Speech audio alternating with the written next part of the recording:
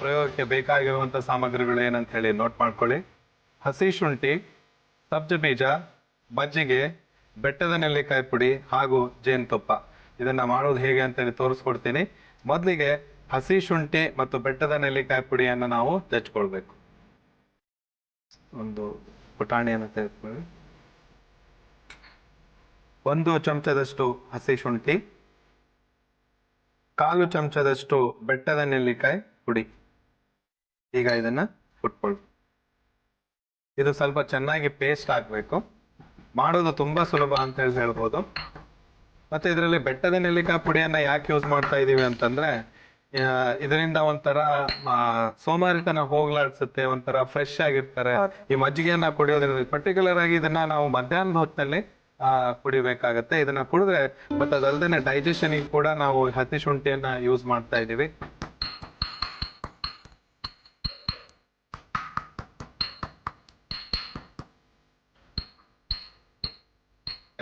ಈಗ ಇದನ್ನ ಒಂದು ಗ್ಲಾಸ್ ಮಜ್ಜಿಗೆಯನ್ನ ನಾವಿಲ್ಲಿ ಇಟ್ಕೊಂಡಿದೀವಿ, ಅದಕ್ಕೆ ಹಾಕ್ಬೇಕು.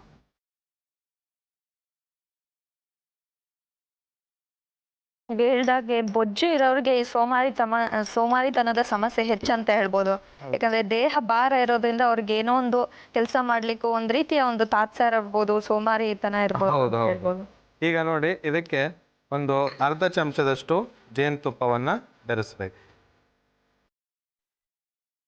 ಈ ತರ ಮಿಕ್ಸ್ ಮಾಡಿದ್ಮೇಲೆ ಕೆಲವರು ಇದಕ್ಕೆ ಮಂಜುಗಡ್ಡೆಯನ್ನ ಹಾಕೊಂಡು ಐಸ್ ಕ್ಯೂಬ್ಸ್ ಅಂತ ನಾವೇನು ಹೇಳ್ತೀವಿ ಅದನ್ನ ಹಾಕೊಂಡು ಕೂಡ ಕುಡಿತಾರೆ. ಈಗ ಇದಕ್ಕೆ 1/4 ಚಮಚದಷ್ಟು ಸಬ್ಜ ಬೀಜವನ್ನ ಹಾಕೊಳ್ಳಿ.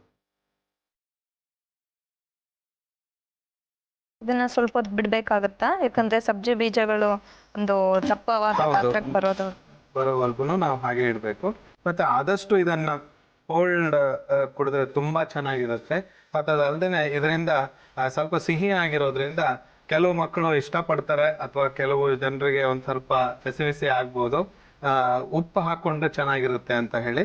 ಬಟ್ ಈ ರೀತಿ ಮಾಡಿ ಕುಡಿಯೋದ್ರಿಂದ ಒಂದು ನವಚೇತನ, ಒಂಥರ ಜೀವನದಲ್ಲಿ ಉತ್ಸಾಹ, ಆ ತರ ಒಂದು ಡ್ರಿಂಕ್ ಅಂತ ಹೇಳ್ಬೋದು. ಮತ್ತದಲ್ದೇನೆ ಇದನ್ನ ನೀವು ಮಧ್ಯಾಹ್ನದ ಹೊತ್ತಿನಲ್ಲಿ ಊಟ ಆದ ನಂತರ ಇದನ್ನ 1 ಬಾರಿ ಮಾತ್ರ ಇದನ್ನ ನೀವು ಸೇವಿಸ್ಬೇಕಾಗತ್ತೆ.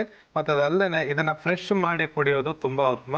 ಮೊದಲೇನೆ ಪೇಸ್ಟ್ ಅನ್ನ ಮಾಡಿ ಇಟ್ಕೊಂಡು ಅದನ್ನ ಆಡ್ ಮಾಡೋದಕ್ಕಿಂತ ಬೆಟರ್ ಅಂತ ಹೇಳ್ಬೋದು. ಈ ಒಂದು ಪ್ರಾಡಕ್ಟಿಗೆ ನಾವು ಆದಷ್ಟು ಫ್ರೆಶ್ ಆಗಿ ಮಾಡಿ ಜಜ್ಕೊಂಡು, ಹಸಿ ಶುಂಠಿಯನ್ನ ಜಜ್ಕೊಂಡು ಅದಕ್ಕೆ ಬ್ರಾಹ್ಮಿ ಪುಡಿಯನ್ನ ಹಾಕಿ, ಜೇನುತುಪ್ಪ ಮತ್ತು ಸಬ್ಜ ಬೀಜವನ್ನ ಹಾಕಿ ಏನು ಮಜ್ಜಿಗೆಯನ್ನ ತಯಾರಿಸಿದೀವಿ ಇದನ್ನ ಮಾಡಿ ಕುಡಿಬೇಕಾಗತ್ತೆ. ಇದನ್ನ ದಿವಸಕ್ಕೆ 1 ಬಾರಿ ಮಧ್ಯಾಹ್ನ ಊಟವಾದ ನಂತರ. ವೀಕ್ಷಕರೇ, ಇದು ತುಂಬಾ ಉತ್ಸಾಹವನ್ನು ಕೊಡುವಂತ ಒಂದು ಡ್ರಿಂಕ್ ಆಗಿದೆ. ಅದಲ್ದೇನೆ ಡೈಜೆಷನ್ ಪವರ್ ಅನ್ನ ಹೆಚ್ಚಾಗಿ ಇನ್ಕ್ರೀಸ್ ಮಾಡುತ್ತೆ. ಅದಂತಂದ್ರೆ ಈ ಒಂದು ಜೀರ್ಣ ಶಕ್ತಿ ನಮ್ಮಲ್ಲಿ ಏನಿದೆ ಅದು ಜಾಸ್ತಿ ಆಗತ್ತೆ. ಮತ್ತು ಈ ಜೇನುತುಪ್ಪವನ್ನ ಹಾಕಿರೋದ್ರಿಂದ ನಮ್ದು ರಕ್ತದಲ್ಲಿರುವಂತ ಒಂದು ಶುದ್ಧೀಕರಣ ಕೂಡ ಆಗತ್ತೆ. ಮತ್ತು ಅದಲ್ಲದೆ ಈ ರಕ್ತದ ಚಲನವನ್ನ ಕೂಡ ತುಂಬಾ ಸರಳವಾಗುತ್ತೆ ಅಂತ ಹೇಳ್ಬೋದು. ಇವತ್ತು ಈ ಮಜ್ಜಿಗೆಯನ್ನ ಮಾಡಿದಿರಿ, ಇದನ್ನ ನೀವೆಲ್ಲ ನೋಡ್ಕೊಂಡಿದ್ದೀರಾ, ತಿಳ್ಕೊಂಡಿದ್ದೀರಾ ಅಂತ ಹೇಳಿ ಅನ್ಕೊಂಡಿದ್ದೀನಿ. ಆದಷ್ಟು ಈ ಪ್ರಯತ್ನಗಳನ್ನ ನೀವು ಮನೆಯಲ್ಲಿ ಮಾಡಿ ಇದರ ಉಪಯೋಗವನ್ನ ತೆಗೆದುಕೊಳ್ಳಿ. ಸೋಮಾರಿತನದ ನಿರ್ಮೂಲನೆಗೆ ಮನೆ ಔಷಧ. ಬೇಕಾಗಿರುವ ಸಾಮಗ್ರಿಗಳು: ಹಸಿ ಶುಂಠಿ, ಸಬ್ಜ ಬೀಜ, ಮಜ್ಜಿಗೆ, ಬೆಟ್ಟದ ನೆಲ್ಲಿಕಾಯಿ ಪುಡಿ ಹಾಗೂ ಜೇನುತುಪ್ಪ. ತಯಾರಿಸುವ ವಿಧಾನ: ಮೊದಲು ಕುಟಾಣಿಗೆ ಹಸಿ ಶುಂಠಿ ಮತ್ತು ಬೆಟ್ಟದ ನೆಲ್ಲಿಕಾಯಿ ಪುಡಿಯನ್ನು ಹಾಕಿ ಚೆನ್ನಾಗಿ ಕುಟ್ಟಿಕೊಳ್ಳಿ. ನಂತರ ಲೋಟದಲ್ಲಿರುವ ಮಜ್ಜಿಗೆಗೆ ಕುಟ್ಟಿದ ಮಿಶ್ರಣ, ಜೇನುತುಪ್ಪ ಮತ್ತು ಸಬ್ಜ ಬೀಜವನ್ನು ಹಾಕಿ ಬೆರೆಸಿಕೊಂಡರೆ ಸೋಮಾರಿತನದ ನಿರ್ಮೂಲನೆಗೆ ಮನೆ ಔಷಧ ಸಿದ್ಧ.